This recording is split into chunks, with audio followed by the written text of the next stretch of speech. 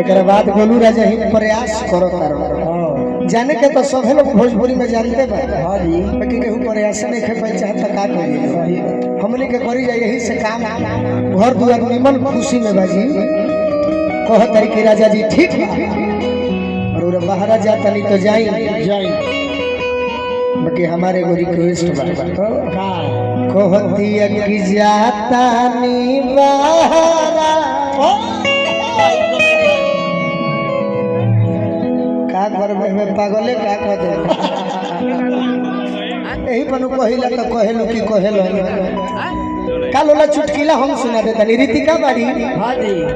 सुनी जाएगो चंदन चुटकीला ना सुन तोरा कामे आई सही बात रीतिका एक दिन अपन मरद से लड़ाई करत रहली हां जी फोन पर तो मरद कहले कि सुन के लड़ मत ते हमरा औकात के नाप जन सही बात हमरा के हल्का में मत ले रोज हम एमपी विधायक मंत्री जोरे बैठिला उठिला तो मेहरारू कहते कि तू मंत्री विधायक जोरे उठेलो बैठेलो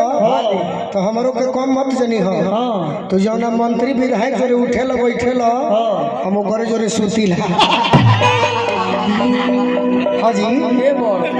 अब के बोल बा चंदन भाई